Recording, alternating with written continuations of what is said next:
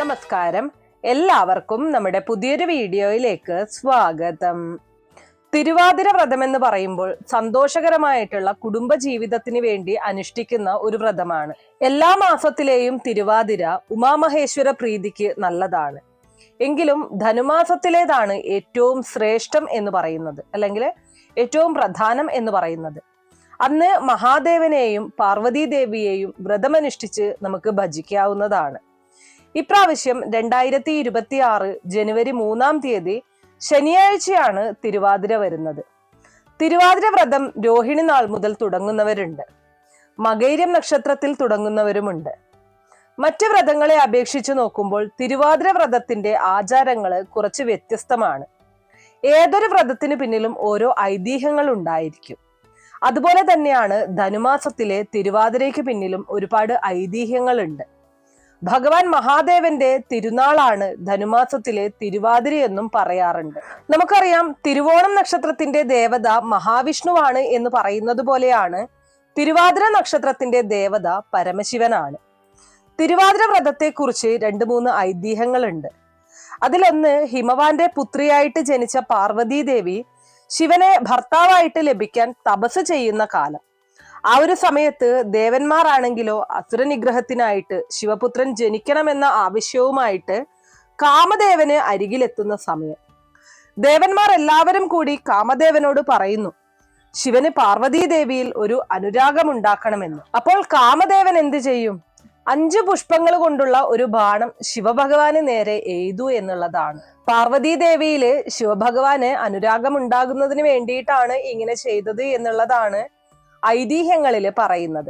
ഈ 5 പുഷ്പങ്ങള് മാമ്പൂവ്, കൂവളം, മുല്ലപ്പൂവ്, അശോകപ്പൂവ്, താമര, ഇതൊക്കെ ആയിരുന്നു ആ ഒരു 5 പുഷ്പങ്ങൾ എന്ന് പറയുന്നത്. പക്ഷെ ശിവഭഗവാൻ കോപിഷ്ഠനാവുകയും കാമദേവനെ ദഹിപ്പിച്ചു കളയുകയുമാണ് ചെയ്യുന്നത്. അങ്ങനെ തന്റെ ഭർത്താവിനെ പിരിയേണ്ടി വന്ന രതീദേവി ഊണും ഉറക്കവും ഉപേക്ഷിച്ച് കരയാൻ തുടങ്ങും. അങ്ങനെ രതീദേവി പോയി പാർവതീ ദേവിയോട് തന്റെ സങ്കടം പറയുമ്പോൾ പാർവതീ ദേവിക്ക് തോന്നും, തനിക്ക് വേണ്ടിയാണല്ലോ കാമദേവൻ ഇങ്ങനെ ചെയ്തത് എന്ന്. ആ ഒരു തോന്നലില് പാർവതീ ദേവിയും മറ്റ് ദേവസ്ത്രീകളുമെല്ലാം തന്നെ ജലപാനം പോലും ഇല്ലാതെ ശിവഭഗവാന് വ്രതമനുഷ്ഠിച്ചു എന്നുള്ളതാണ്. ഈ വ്രതാനുഷ്ഠാനമാണ് തിരുവാതിര വ്രതാനുഷ്ഠാനത്തിന്റെ ആധാരമെന്നാണ് പറയപ്പെടുന്നത്. പാർവതീ ദേവിയുടെ വ്രതത്തില് സംപ്രീതനായ ഭഗവാൻ കാമദേവനെ പുനർജീവിപ്പിക്കുകയും പാർവതീ പരിണയം നടക്കുകയും ചെയ്തു എന്നാണ് ഒരു ഐതിഹ്യം പറയുന്നത്. ഇനി അതുപോലെ തന്നെ മറ്റൊരു ഐതിഹ്യം എന്ന് പറയുന്നത്, പാലാഴി കടഞ്ഞപ്പോൾ വാസുകിയിൽ നിന്നും പുറത്തു വന്ന ആ വിഷം ഭഗവാൻ എടുത്തു കുടിക്കും.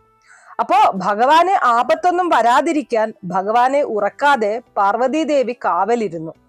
അങ്ങനെ ഭഗവാൻ ഉറങ്ങാതിരിക്കാൻ വേണ്ടി ദേവിയും തന്റെ സഖിമാരും മനോഹരമായിട്ട് ആടിയും പാടിയും രാവിലെ വരെ കഴിച്ചുകൂടിയതാണ് തിരുവാതിര എന്നതാണ് ഒരു സങ്കല്പം. അതാണ് മറ്റൊരു ഐതിഹ്യ കഥയായിട്ട് പറയുന്നത്. തിരുവാതിര വ്രതത്തെ കുറിച്ച് ഒരുപാട് ഐതിഹ്യങ്ങളാണുള്ളത്. നമുക്കറിയാം, ഏതൊരു വ്രതാനുഷ്ഠാനമാണെങ്കിലും അല്ലെങ്കിൽ ഏതൊരു ആചാരമാണെങ്കിലും അതിന് പിന്നില് ഒരുപാട് ഐതിഹ്യങ്ങൾ ഉണ്ടാകും. ഐതിഹ്യങ്ങൾ എന്തായാലും തിരുവാതിര വ്രതം കുടുംബജീവിതം സന്തോഷകരമായിട്ട് പോകുന്നതിന്, ഇനി കല്യാണം കഴിക്കാത്ത ആളുകളാണ് എന്നുണ്ടെങ്കിൽ അവർക്ക് നല്ലൊരു കല്യാണ ഭാഗ്യം ഉണ്ടാകാൻ വേണ്ടിയൊക്കെയാണ് ഈ ഒരു തിരുവാതിര വ്രതം എടുക്കാറുള്ളത്. ഇനി തിരുവാതിരയുടെ തലേ ദിവസം മകൈര്യം നക്ഷത്രത്തിൽ തന്നെ വ്രതം തുടങ്ങാറുണ്ട്. കാരണം അതിന് പറയുന്നത് മകൈര്യം നക്ഷത്രത്തില് വ്രതം അനുഷ്ഠിക്കുക എന്നതാണ്. അത് മക്കൾക്ക് വേണ്ടിയിട്ടാണ് എന്നുള്ളതാണ്. അതുകൊണ്ടാണ് മകൈര്യത്തിന് മക്കൾ ഉണരും മുൻപ് തന്നെ ഉണരണം എന്ന് പറയുന്നത്. മക്കളുടെ ക്ഷേമത്തിന് വേണ്ടി മകൈര്യവും ഭർത്താവിന്റെയും തന്റെയും നന്മയ്ക്ക് വേണ്ടി തിരുവാതിര വ്രതവുമാണ് എടുക്കാറുള്ളത്. മകൈര്യത്തിന്റെ അന്ന് വൈകുന്നേരമാണ് ചേന, ചേമ്പ്, കൂർക്ക ഇങ്ങനെയുള്ള കിഴങ്ങുകളെല്ലാം തീയിലിട്ട് ചുട്ട് ഉണ്ടാക്കുന്നത്. ഇതിനോടൊപ്പം പയറ്, മുതിര, എള്ള്, ശർക്കര, നാളികേരം എല്ലാം ചേർത്താണ് എട്ടങ്ങാടി ഉണ്ടാക്കുന്നത്. അതിനുശേഷം അരി അരച്ച ആ ഒരു അരിമാവ് കൊണ്ട് കോലം വരച്ച് മുറ്റത്ത് ഒരു നിലവിളക്ക് 5 തിരിയിട്ട് കൊളുത്തി വെച്ച് ഒരു നാക്കിലയില് ഈ എട്ടങ്ങാടി നിവേദിക്കും. ഇത് ഗണപതി ഭഗവാന്, സരസ്വതി ദേവിക്ക്, ശിവപാർവതിമാരൊക്കെ മനസ്സിൽ പ്രാർത്ഥിച്ചുകൊണ്ടാണ് ഈ ഒരു എട്ടങ്ങാടി നിവേദിക്കുന്നത്. അതിനുശേഷം എല്ലാവരും ചേർന്ന് ആ എട്ടങ്ങാടി കഴിക്കുകയും ചെയ്യും.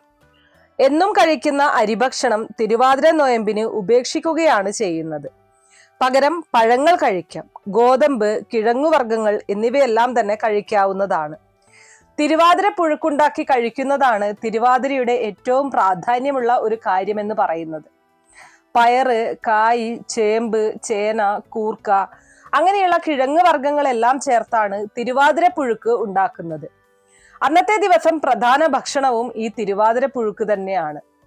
മകേര്യവും തിരുവാതിരയും ചേർന്ന് വരുന്ന രാത്രിയിലാണ് സാധാരണയായി രാത്രി ഉറക്കമൊക്കെ ഒഴിയുന്നത്. ഇപ്രാവശ്യം മകേര്യം നക്ഷത്രവും തിരുവാതിര നക്ഷത്രവും ചേർന്ന് വരുന്ന രാത്രി എന്ന് പറയുന്നത് ജനുവരി 2-ാം തീയതി വെള്ളിയാഴ്ചയാണ്, അതായത് നാളെയാണ്. ജനുവരി 3-ാം തീയതിയാണ് തിരുവാതിര വ്രതം എടുക്കുന്നത്. ഉറക്കമൊഴിയുന്നവര് ഉറക്കമൊഴിയേണ്ടതും ജനുവരി 2-ാം തീയതി വെള്ളിയാഴ്ച രാത്രിയാണ്, അതായത് നാളെ രാത്രിയാണ്.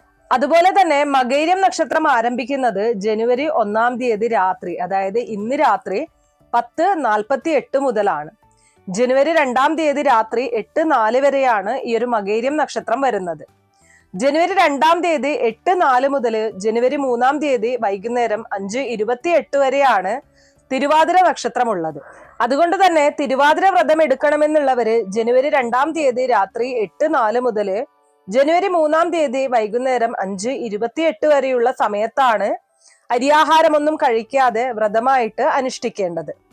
5:28 ശേഷം വീണ്ടും ശിവക്ഷേത്രത്തിൽ പോയിട്ട് ദർശനം നടത്തി വ്രതം അവസാനിപ്പിക്കാവുന്നതാണ്. വ്രതം അവസാനിപ്പിക്കുന്നു എന്ന് പറഞ്ഞിട്ട് ആരും ആ ദിവസം അരിയാഹാരം കഴിക്കാൻ പാടില്ല. അടുത്ത ദിവസം മാത്രമേ അരിയാഹാരം കഴിക്കാനായിട്ട് പാടുള്ളൂ. ഈ ഒരു കാര്യം എല്ലാവരും ശ്രദ്ധിക്കേണ്ടതാണ്.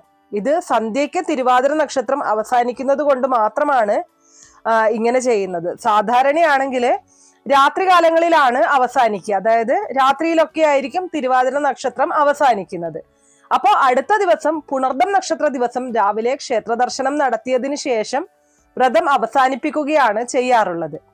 തിരുവാതിര നക്ഷത്രം എപ്പോൾ അവസാനിക്കുന്നു ആ ഒരു സമയത്ത് ക്ഷേത്ര ദർശനം നടത്തി വ്രതം അവസാനിപ്പിക്കുക മാത്രമാണ് ചെയ്യാറുള്ളത്. മകേര്യവും തിരുവാതിരയും ഒന്നിച്ചു വരുന്ന രാത്രിയിലാണ് എട്ടങ്ങാടി നേദിക്കുന്നത്. അതിനുശേഷം നിലവിളക്കിന് മുന്നില് അഷ്ടമംഗല്യമൊക്കെ ഒരുക്കി തിരുവാതിര കളിയൊക്കെ ആ ഒരു ദിവസം രാത്രിയാണ് നടത്താറുള്ളത്. പാതിരാവരെയും തിരുവാതിര കളിയൊക്കെ നടത്താറുണ്ട്. പിന്നെ പാതിരാ പൂച്ചൂടൽ എന്ന് പറഞ്ഞിട്ട് ഒരു ചടങ്ങുമുണ്ട്. ഓരോ പുഷ്പങ്ങൾ ചൂടുന്നതിനും ഓരോ ഫലങ്ങളാണ് പറഞ്ഞിട്ടുള്ളത്. കറുക ചൂടുന്നത് വഴി രോഗങ്ങൾ മാറിക്കിട്ടും എന്നുള്ളതാണ്. തിരുതാളിയുടെ ദേവത ലക്ഷ്മി ദേവിയാണ്, ഐശ്വര്യമുണ്ടാകും. അതുപോലെ മുക്കുറ്റിയുടെ ദേവത പാർവതി ദേവിയാണ്, ഭർത്തൃസൗഖ്യമാണ് ഫലം. മുയൽച്ചെവിയൻ സൗന്ദര്യം നൽകുമെന്നും ചെറുള ദീർഘായുസ് നൽകുമെന്നും ഒഴിഞ്ഞ എല്ലാ ആഗ്രഹങ്ങളും സാധിക്കും. അങ്ങനെ ഓരോ പുഷ്പങ്ങൾ ചൂടുന്നതിനും ഓരോ ഫലങ്ങൾ പറഞ്ഞിട്ടുണ്ട്. പാപശാന്തിക്കും ഇഷ്ടകാര്യ സിദ്ധിക്കും ശിവഭഗവാന് ചെയ്യാവുന്ന ഏറ്റവും പ്രധാന ചടങ്ങാണ് ധാര. ജലം, പനനീര്, ഇളനീര്, പാൽ, പഞ്ചഗവ്യം, നെയ്യ്, തേൻ, എണ്ണ തുടങ്ങിയ പഞ്ചദ്രവ്യങ്ങൾ കൊണ്ടും ധാര നടത്താറുണ്ട്. ഇതിൽ തിരുവാതിര ദിവസം കരിക്കുകൊണ്ട് അഭിഷേകം നടത്തുന്നത് വളരെയധികം നല്ലതാണ്. ജനുവരി 3-ാം തീയതി തിരുവാതിര ദിവസം മാത്രമായിട്ട് വ്രതമെടുക്കുന്നവർക്ക് അങ്ങനെയും ചെയ്യാവുന്നതാണ്. അല്ലെങ്കിൽ രോഹിണി, മകേര്യം, തിരുവാതിര ഈ 3 ദിവസങ്ങളിലായിട്ടും വ്രതമെടുക്കാവുന്നതാണ്. തിരുവാതിര വ്രതമെടുക്കുമ്പോൾ നോൺ വെജ് ഭക്ഷണങ്ങൾ കഴിക്കരുത്, അരിയാഹാരവും കഴിക്കരുത്. അത് മാത്രമേ ഉള്ളൂ. മറ്റു ഭക്ഷണങ്ങളൊക്കെ തന്നെ തിരുവാതിര വ്രതം എടുക്കുമ്പോൾ കഴിക്കാവുന്നതാണ്. വ്രതം അനുഷ്ഠിക്കുന്ന സമയത്ത് ബ്രഹ്മമുഹൂർത്തത്തിൽ തന്നെ എഴുന്നേറ്റ് കുളിച്ച് ശുദ്ധിയായി വീട്ടിലെ നിലവിളക്കൊക്കെ തെളിയിക്കാനായിട്ട് ശ്രമിക്കുക. ഇനി ബ്രഹ്മമുഹൂർത്തത്തിൽ എഴുന്നേൽക്കാൻ സാധിച്ചില്ല എങ്കിലും ഞാൻ എപ്പോഴും പറയുന്നത് പോലെ സൂര്യോദയത്തിന് മുന്നേ ആയിട്ടെങ്കിലും എഴുന്നേൽക്കാനായിട്ട് ശ്രമിക്കുക.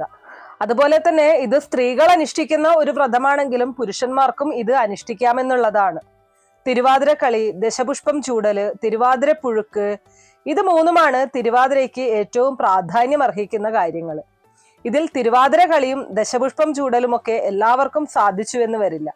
എന്നാൽ തിരുവാതിര പുഴുക്ക് എല്ലാവർക്കും ചെയ്യാൻ സാധിക്കുന്ന ഒരു കാര്യമാണ്. തിരുവാതിര വ്രതം എടുക്കുന്ന സമയത്ത് ഓം നമഃശിവായ എന്ന പഞ്ചാക്ഷരി മന്ത്രവും ഓം ഹ്രീം നമഃശിവായ എന്ന ശക്തി പഞ്ചാക്ഷരി മന്ത്രവും കഴിയുന്നത്ര തവണ ജപിക്കാനായിട്ട് ശ്രമിക്കണം. അപ്പോൾ ഇത്രയും കാര്യങ്ങളാണ് തിരുവാതിര വ്രതവുമായിട്ട് ബന്ധപ്പെട്ട് പറയാനുള്ളത്. അപ്പൊ ഇന്നത്തെ വീഡിയോ ഇത്രയേ ഉള്ളൂ. വീഡിയോ കുറച്ചു പേർക്കെങ്കിലും ഉപകാരപ്രദമായി കാണും എന്ന് വിശ്വസിക്കുന്നു. ഇതുപോലുള്ള അറിവുകൾക്കായിട്ട് നമ്മുടെ ഈ ചാനൽ ഒന്ന് സബ്സ്ക്രൈബ് ചെയ്യുക. വീഡിയോ ഇഷ്ടമാണെങ്കിൽ ലൈക്ക് ചെയ്യാനും ഷെയർ ചെയ്ത് മറ്റുള്ളവരിലേക്ക് എത്തിക്കാനും മറക്കരുത്. നന്ദി.